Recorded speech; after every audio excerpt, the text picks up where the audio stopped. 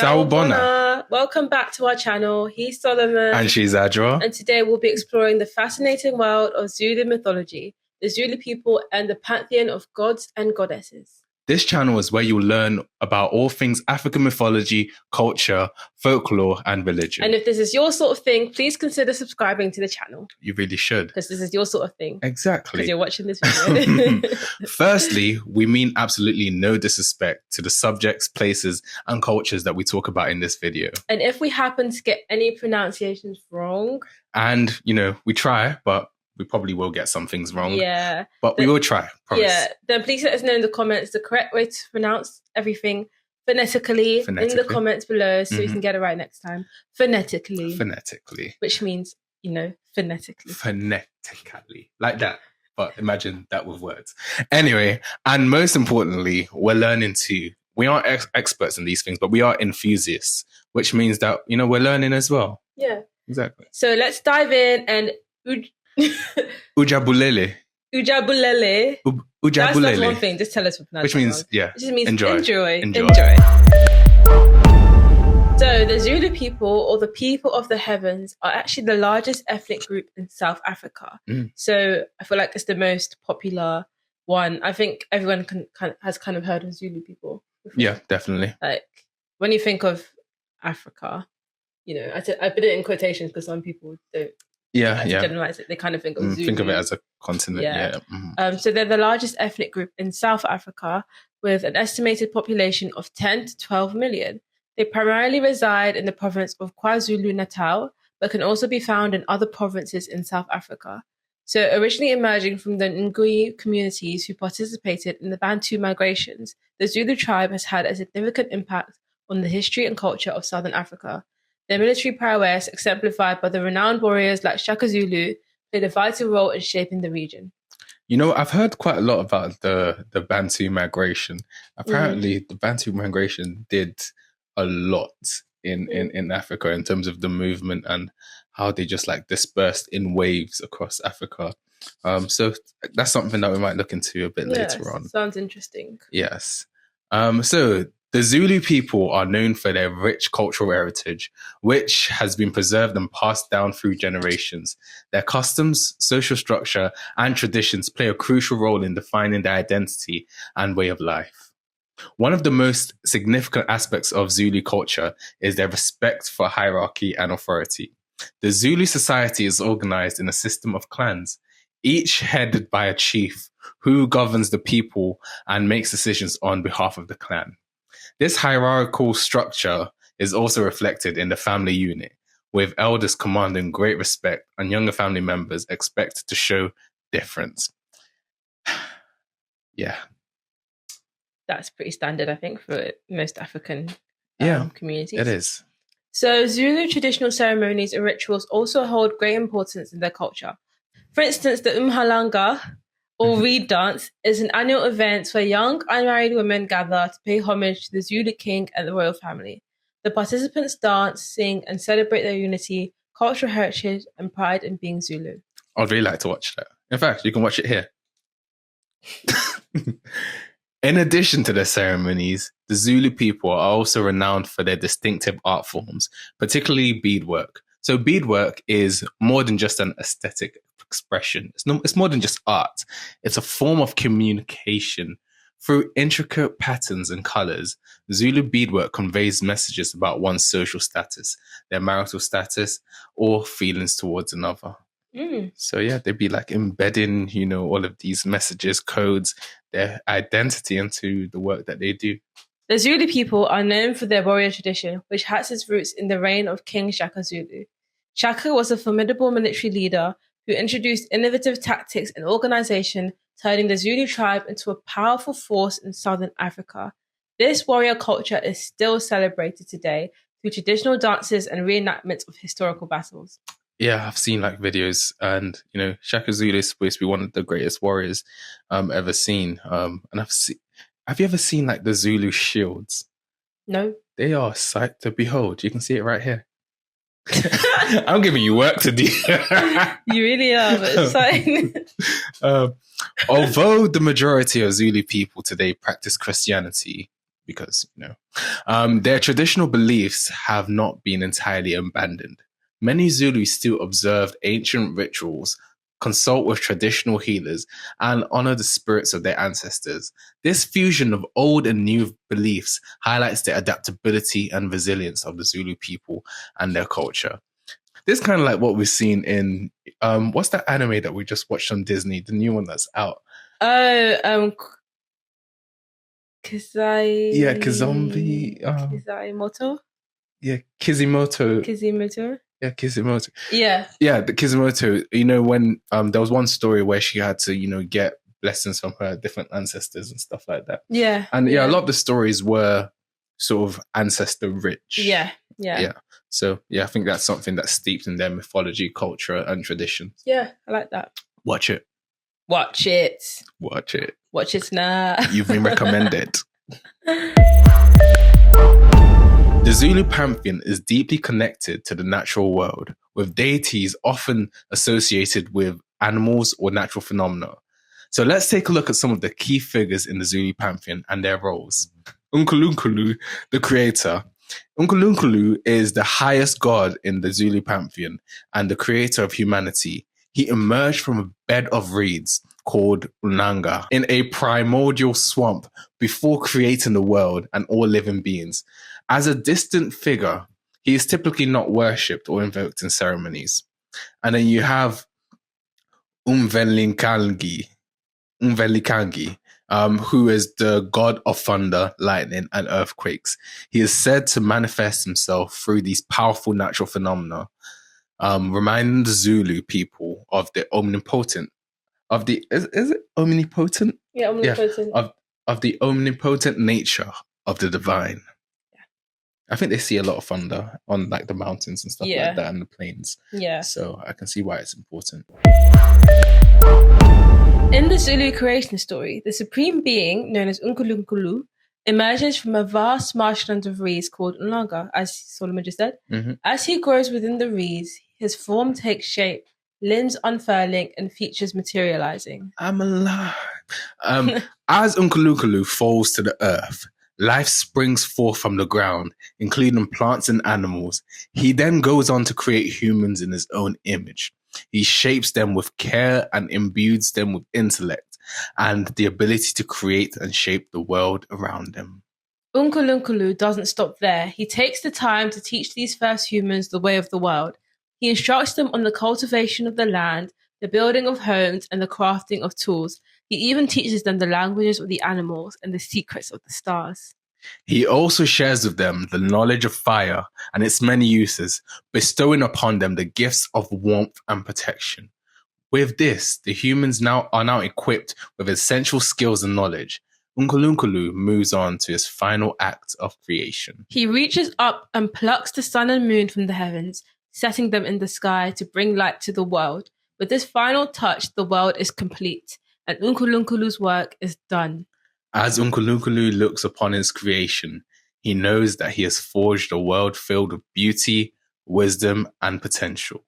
He entrusts the earth to the humans, charging them with the responsibility of caring for the land and all its inhabitants. And with a gentle nod, he fades from sight, leaving the world in the hands of those he has shaped and taught.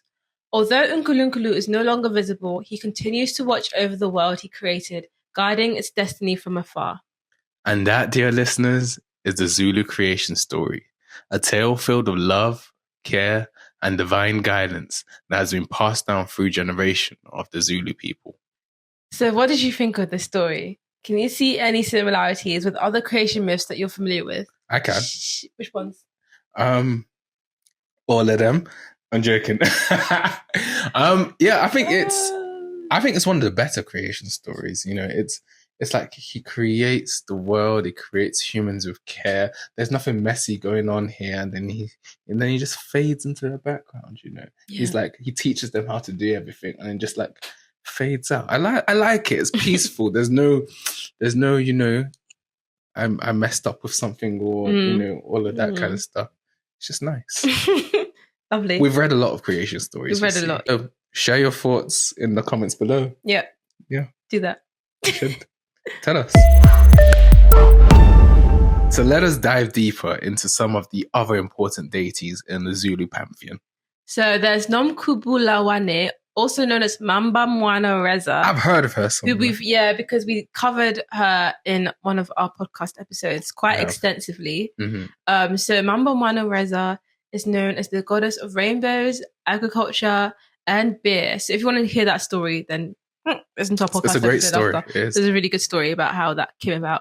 So she's responsible for rain, agriculture, and obviously the invention of beer. And she's deeply connected to the well-being and prosperity of Zulu people. Mm. There's also Mamlambo or Nomoyi, who we've also covered on different podcast episodes. Yes. Very interesting story. I think that was in the Brain Eaters and Nurturers episode. I want to believe so too. I believe so, but it was such a good story. It was such a good story. Yeah.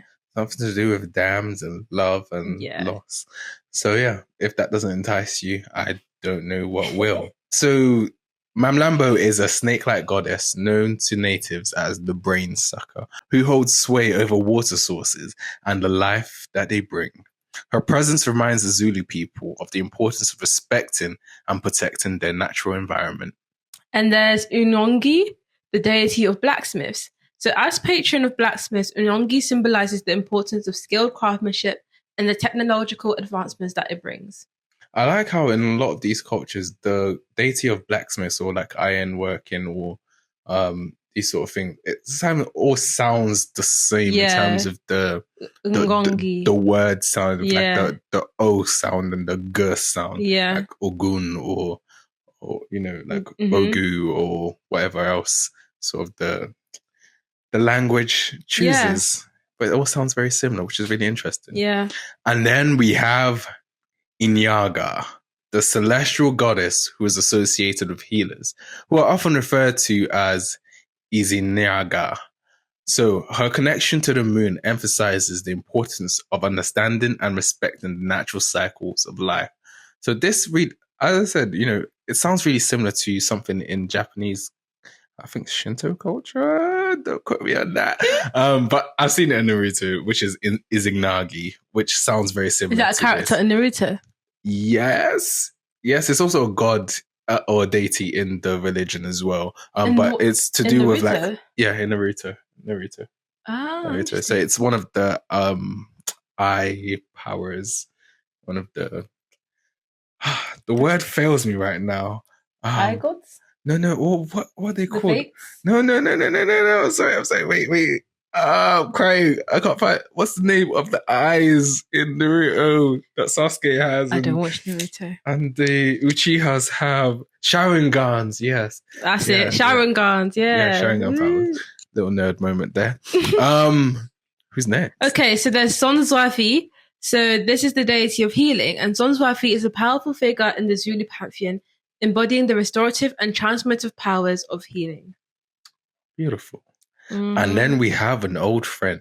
Not friend to me, but Tikoloshe, which are the evil dwarfs. So the Tikoloshe are these malevolent trickster figures who enjoy causing strife and conflict amongst humans. While encountering a Tikoloshe can be dangerous, defeating one is said to grant a person with great magical powers. And as well, we've said so many cool stories about them on our podcast. Yeah, I think it was like a Halloween episode. Yeah, it must have been our first Halloween episode. And you talked about this is why we have bed. So if you want to know why our beds, Western you don't sleep on the ground, are not on the ground, then listen to that episode. Yeah. Okay, so in Zulu mythology, the belief in ancestral spirits known as Amadozi or Abapanzi remain strong. These spirits are thought to mediate between the supreme being and the people on earth, providing guidance and protection to their descendants. The Zulu pantheon reflects the people's deep connection to nature, their cultural practices, and their understanding of the world around them. With the introduction of Christianity, many Zulu people have embraced a syncretic faith that combines traditional beliefs with Christian teaching, creating a unique spiritual perspective. Very cool. Yeah, it's kind of like what some of the Yoruba people did in like the Caribbeans and in South America. Yeah. That's true. Yeah, that's true. Okay, so we hope you enjoyed this exploration of the Zulu pantheon and gained valuable insights into the roles and significance of these deities within the Zulu belief system. Yeah, and it's been a good time. We've learned a lot. Yeah. I've actually learned so much. Yeah, it's been great. Yeah, so remember to leave a comment below on what deity, myth, or pantheon you'd like us to discuss next. Or if there's something about this video that, you found really interesting, let us know. Or if you have a different perspective on something, let us know. But don't forget, while you're letting us know, to subscribe, because we're trying to hit 500 subscribers. 500. It doesn't sound like much. It actually sounds very... But it means a lot to us. Baby steps, isn't it? And of course, if you enjoyed this video, don't forget to check out, our previous video on Yoruba mythology and the Orishas, because I'm sure you'll love it. And also the Akan pantheon and the Abosom. Maybe start with the Yoruba one. Maybe start with the Akan one. And finally, if you want more African mythology and culture, make sure to subscribe, like we said, to our channel and hit the notification bell so you never miss an episode. Exactly. Right now, we're a bit bad and we're not really on the actual timeline. So you have to hit the notification bell. So any random Wednesday will pop up. Yeah. Any random Saturday will pop up. Mm-hmm. We'll just be there like, hello, the episode. Yeah, watch us. Just that making your day. And I feel like that's better right now, Don't worry about that. Until next time, stay curious and siyabonga. Siyabonga. Thank you for joining us on this journey. Salakale.